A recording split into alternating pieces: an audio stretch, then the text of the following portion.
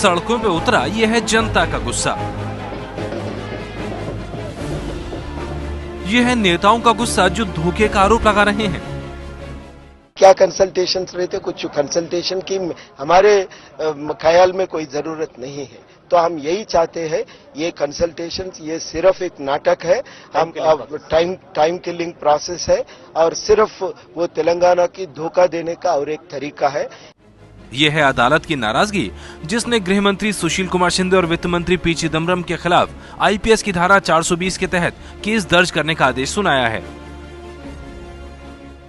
The court is also pleased to receive the complaint which was filed by him, and the same was referred to police station for the investigation, and the police are directed to submit the report on or before 14th of this month. यह राजनीतिक जानकारों का गुस्सा जिनके मुताबिक सरकार फैसले लेने में नाकाम नजर आ रही है। उस समय के गृह मंत्री ने चिदम्बरम साहब ने अनाउंस कर दिया था दिसंबर में कि होगा गठन, उससे सारा बवाल शुरू हो गया और आकांक्षाएं भी लोगों की बढ़ गई। फिर आपने कमेटी का गठन किया, श्री कृष्णा कमेटी, उसने अपने सारे 6 ऑप्शंस दिए। फिर आपने कहा 1 महीने में हम निर्णय लेंगे और कुछ उसके बाद कहते हैं हमको पता ही नहीं क्या होना है। अबे क्या है ये, सरकार है क्या है, ये समझ में नहीं आ रहा है। इस गुस्से की वजह है केंद्र सरकार का वादा। गृह मंत्री सुशील कुमार शिंदे ने पिछले साल 28 दिसंबर को तेलंगाना मुद्दे के समाधान के लिए 1 महीने की समय सीमा तय की थी, लेकिन डेडलाइन खत्म होने के बाद अब कांग्रेस ने फिर से बातचीत की बात की है। मुझे उम्मीद है कि आने वाले कुछ दिनों में हम आंध्र प्रदेश के चीफ मिनिस्टर और पीसीसी प्रेसिडेंट्स और सीनियर लीडर्स को दिल्ली में कंसल्टेशन के लिए बुलाएंगे। तो असली टाइमलाइन तो होम मिनिस्ट्री बताएगी। लेकिन खुद तेलंगाना के कांग्रेसी नेता अपनी ही सरकार के मंत्रियों के दावों पर यकीन नहीं कर पा रहे हैं। कोई पीपल आज यहाँ तेलंगाना जनता आपके बातों पे भरोसा नहीं कर रही है। ये सोच रही है कि आप टैक्टिक्स यूज कर रहे हैं टू बाई टाइम, क्योंकि आपने टाइम ले लिया अभी हफ्ते का। आप फिर आके हमको बोल रहे हैं कि देखो भाई नहीं हो रहा है, हम बुला रहे हैं। बोलते भाई process of negotiation continue, process of discussion continue, धोखा देने का कंटिन्यू है। तेलंगाना क्षेत्र के वरिष्ठ कांग्रेसी नेता केशव राव जब इस अंदाज में अपनी पार्टी पर धोखाधड़ी का आरोप लगा रहे हैं तो आप अंदाजा लगा सकते हैं कि बीजेपी किस अंदाज में कांग्रेस को कोस रही होगी। मैं कांग्रेस लेड यूपीए गवर्नमेंट से यह जानना चाहता हूं और यह तेलंगाना की भी जनता यह जानना चाहती है कि कब तक तेलंगाना राज्य का गठन हो जाएगा। इस संबंध में प्रधानमंत्री कृपया एक अपना स्टेटमेंट दें। फिलहाल गृह मंत्रालय कोई तारीख नहीं बता रहा है। अलबत्ता सूत्रों से जो खबर मिल रही है उसके मुताबिक अलग तेलंगाना के मुद्दे पर केंद्र सरकार 2 विकल्पों पर विचार कर रही है। पहला विकल्प तेलंगाना को अलग राज्य का दर्जा देना, दूसरा विकल्प आंध्र प्रदेश के अंदर स्वायत्त तेलंगाना क्षेत्रीय परिषद का गठन। एक तरफ बंद कमरों में बैठक हो रही है, दूसरी तरफ तेलंगाना में सड़क पर संग्राम छिड़ा हुआ है। आंदोलन का केंद्र बन चुके उस्मानिया यूनिवर्सिटी में कांग्रेस की वादा खिलाफी के खिलाफ नए सिरे से प्रदर्शन शुरू हो रहा है।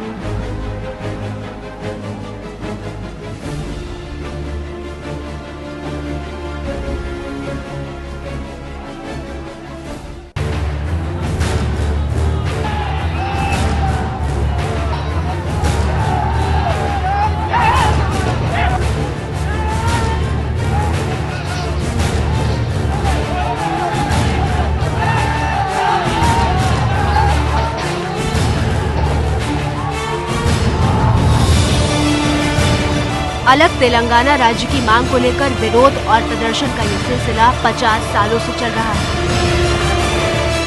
पूरे विवाद को समझने के लिए आपको 50 साल पीछे ले चलते हैं।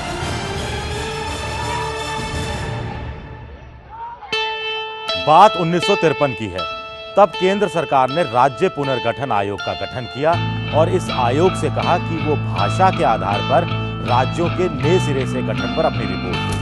उस समय तेलंगाना आंध्र प्रदेश का हिस्सा नहीं था, लेकिन तेलंगाना और आंध्र प्रदेश दोनों में एक ही भाषा बोली जाती थी। इसके बावजूद राज्य पुनर्गठन आयोग ने तेलंगाना को आंध्र प्रदेश का हिस्सा बनाने की वकालत नहीं की।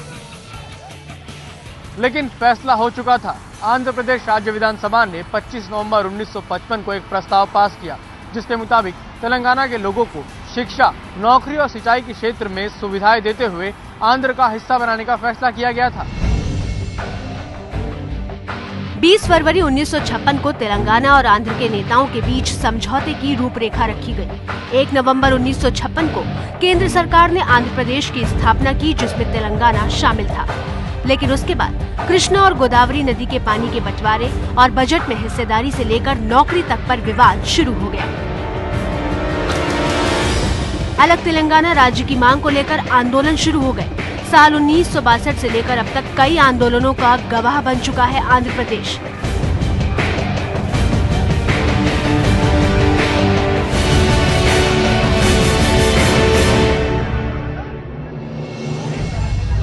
साल 1969 में उस्मानिया यूनिवर्सिटी के छात्रों ने अलग तेलंगाना की मांग को लेकर अपना आंदोलन शुरू किया। इसमें आम जनता ने भी बढ़ चढ़कर हिस्सा लिया और इस आंदोलन को ऐतिहासिक बना दिया। तब पुलिस फायरिंग और लाठीचार्ज में 350 छात्रों की मौत हो गई थी। साल 2001 में के चंद्रशेखर राव ने अलग तेलंगाना राज्य की मांग तेज करते हुए तेलंगाना राष्ट्र समिति का गठन किया। लेकिन इस मामले ने सबसे ज्यादा तूल तब पकड़ा जब साल 2009 में टीआरएस अध्यक्ष के चंद्रशेखर राव अपनी मांग को लेकर आमरण अनशन पर बैठ गए। केंद्र सरकार पर दबाव बढ़ रहा था। चंद्रशेखर राव का अनशन 11 दिनों तक चला और आखिरकार 9 दिसंबर 2009 को गृह मंत्री पी चिदम्बरम ने अलग तेलंगाना राज्य के गठन का ऐलान कर दिया। The process of forming the state of Telangana will be initiated. An appropriate resolution will be moved in the state assembly. ऐलान सुनते ही अलग तेलंगाना राज्य की मांग कर रहे लोगों के बीच जश्न शुरू हो गया था। लेकिन आंध्र प्रदेश में कांग्रेस पार्टी के विधायकों ने विरोध शुरू कर दिया। विवाद को बढ़ता देख 23 दिसंबर 2009 में मामला फिर से ठंडे बस्ते में डाल दिया गया। अलग तेलंगाना राज्य पर जस्टिस श्री कृष्णा कमेटी गठित कर दी गई। दिसंबर 2010 में कमेटी ने अपनी रिपोर्ट भी पेश कर दी थी। इस कमेटी ने 6 विकल्प सुझाए थे। पहला विकल्प, आंध्र प्रदेश का बंटवारा न हो, यानी यथास्थिति बनी रहे। दूसरा विकल्प, आंध्र प्रदेश के 3 टुकड़े हों, सीमा आंध्र और तेलंगाना 2 राज्य बने और हैदराबाद केंद्र शासित प्रदेश बने। सीमांध्र और तेलंगाना अपनी राजधानी बनाएं। तीसरा विकल्प है, रायल तेलंगाना और तटीय आंध्र प्रदेश 2 राज्य बने, हैदराबाद रायल तेलंगाना की राजधानी हो। सीमांध्र और तेलंगाना अलग राज्य बने, हैदराबाद केंद्र शासित प्रदेश बने, लेकिन दोनों राज्यों से जुड़ा रहे। तेलंगाना और सीमांध्र 2 राज्य बने, हैदराबाद तेलंगाना की राजधानी बने। राज्य का बंटवारा न हो, तेलंगाना के विकास के लिए तेलंगाना क्षेत्रीय परिषद बने। इन सिफारिशों पर भी कोई फैसला नहीं हो पाया है और अब एक बार फिर अलग तेलंगाना राज्य की मांग को लेकर आंदोलन सुर्खियों में है। तेलंगाना का मुद्दा नया नहीं है।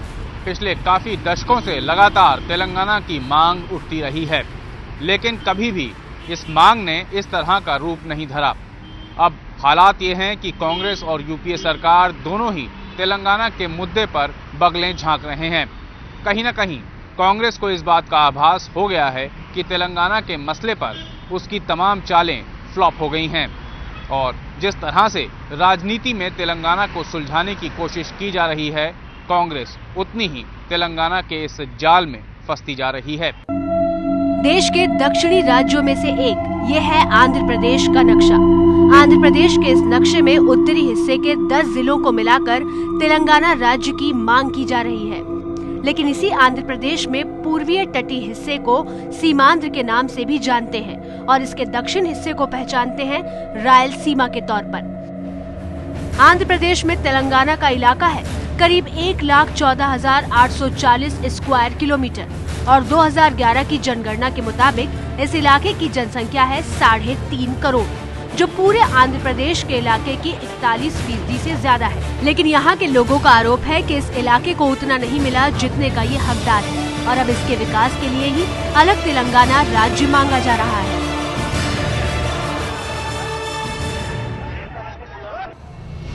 लेकिन दिक्कत हैदराबाद को लेकर भी है। हैदराबाद आंध्र प्रदेश का दिल है। लेकिन हर कोई हैदराबाद को अपनी तरफ खींचना चाहता है।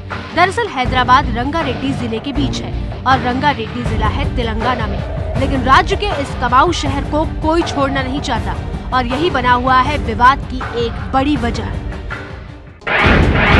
साल 2004 दिल्ली में अटल बिहारी वाजपेयी के नेतृत्व में बीजेपी इंडिया शाइनिंग का दावा कर रही थी, लेकिन चुनाव के नतीजों ने उन्हें चौंका दिया। 1999 में 182 सीट जीतने वाली बीजेपी 116 पर सिमट गई, जबकि 1999 में 114 सीटें जीतने वाली कांग्रेस अब 145 पर पहुंच गई थी। यानी सीधे सीधे 31 सीटों का फर्क। इन 31 सीटों के फर्क ने देश की राजनीति को बदल दिया। इनमें से 24 सीटों का जैकपॉट कांग्रेस को आंध्र प्रदेश से ही लगा था। 1999 में राज्य में 5 सीट जीतने वाली कांग्रेस साल 2004 में 29 सीट जीत चुकी थी। यानी कांग्रेस को पूरे देश से मिली लोकसभा सीटों का 20% आंध्र प्रदेश से ही मिला था। पूरे देश में किसी भी राज्य में कांग्रेस को इतनी सीटें नहीं मिली थी। साल 2009 इस साल यूपीए की हार का अंदाजा लगाया जा रहा था, लेकिन कांग्रेस ने इस बार अपनी सीटों की संख्या को बढ़ा लिया और पहले से मजबूत हो गई।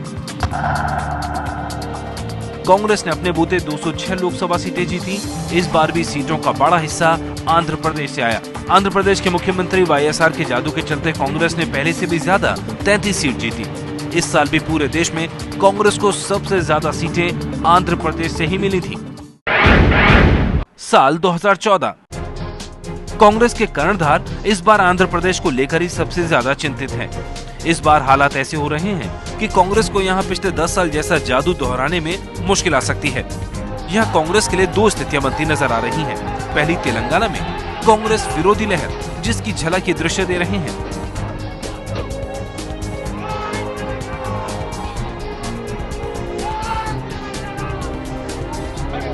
साल 2011 में तेलंगाना क्षेत्र के 100 एमएलए ने इस्तीफा देने का ऐलान कर दिया था, जिसमें से 44 कांग्रेस के थे। उस वक्त 9 कांग्रेस सांसदों ने भी इस्तीफे का ऐलान कर दिया था। तेलंगाना में कांग्रेसी नेता खुद पार्टी से अलग दिखने की कोशिश कर रहे हैं ताकि उनका जनाधार बचा रहे। ये कांग्रेस के लिए आने वाले वक्त में घातक साबित हो सकता है। कांग्रेस की एमपीस और एमएलएस उनकी लीडरशिप से या तो तेलंगाना के हित में एक स्टेटमेंट लाना या नहीं तो पार्टी छोड़ के आना और लोगों के साथ मिलकर आंदोलन में वो भी हिस्सा बनना चाहिए। ये हमारा डिमांड है।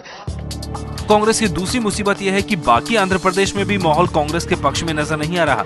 पहला तो वाईएसआर के जाने से कांग्रेस कमजोर हुई है। कांग्रेस को आने वाले वक्त में सत्ता विरोधी लहर का खामियाजा उठाना पड़ सकता है। साथ ही वाईएसआर के बेटे जगन मोहन रेड्डी कांग्रेस के खिलाफ ताल ठोककर मैदान में उतर चुके हैं। उनकी ताकत का एहसास विधानसभा उपचुनावों में हुआ, जब 18 में से 15 सीटों पर जगन मोहन की पार्टी वाईएसआर कांग्रेस ने जीत हासिल की। सरकार का दुविधा है आने वाले बजट सेशन, पार्टी का दुविधा है जगन रेड्डी का प्रोमिनेंस। इस अंडरस्टैंड कर लेंगे तेलंगाना इश्यू अपने आप सॉल्व हो जाएगा, क्योंकि कांग्रेस तेलंगाना नहीं देना चाहते हैं। एकदम साफ लिख के रखिए। कांग्रेस को एहसास है कि तेलंगाना के बाद आंध्र प्रदेश के लोगों की भावनाएं भड़क सकती हैं और उसका राज्य से सफाया हो सकता है। जगन रेड्डी ने तो अभी पिछले महीने एमआईएम को साथ ओवैसी के साथ गठबंधन बना लिया है। उसमें तेलंगाना में स्वीप करेंगे। जो जगन रेड्डी का एमआईएम कॉम्बिनेशन है कांग्रेस को टोटली खिलाफ जाएगी। सीमा आंध्रा में, कोस्टल आंध्रा में देखोगे कांग्रेस का तो जगन रेड्डी इतना विश्वरूप ले लिया है, कांग्रेस तो उधर सफाई होने वाले हैं। कांग्रेस इस डर से कितना परेशान है, इसका अंदाजा 18 जनवरी 2013 को टाइम्स ऑफ इंडिया में छपी खबर से लगता है। खबर के मुताबिक राहुल गांधी ने खुफिया सर्वे कराया था ताकि जमीनी हकीकत जान सके। एक प्राइवेट एजेंसी के सर्वे के मुताबिक अगर तेलंगाना नहीं बनता है तो तेलंगाना क्षेत्र से कांग्रेस और तेलंगाना राष्ट्र समिति का पत्ता साफ हो सकता है।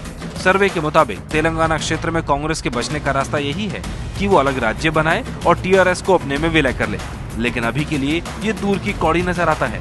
तेलंगाना क्षेत्र में लोकसभा की 17 सीटें हैं और विधानसभा की 119 सीटें आती हैं और कांग्रेस की मुश्किल ये है कि इन पर कब्जा किए बिना वो देश की राजनीति में आगे नहीं बढ़ सकती। कांग्रेस के आगे विडंबना ये भी है कि आंध्र प्रदेश की जनता ने लगातार 2 बार सबसे ज्यादा सांसद कांग्रेस की झोली में डाले हैं। ऐसे में पार्टी कोई भी फैसला ले उसे खामियाजा भुगतना पड़ेगा और शायद इसलिए आंध्र प्रदेश की किस्मत का फैसला लेने से पहले कांग्रेस के तमाम नेता एक बार फिर सोच रहे हैं और कई बार फैसलों को टालते जा रहे हैं।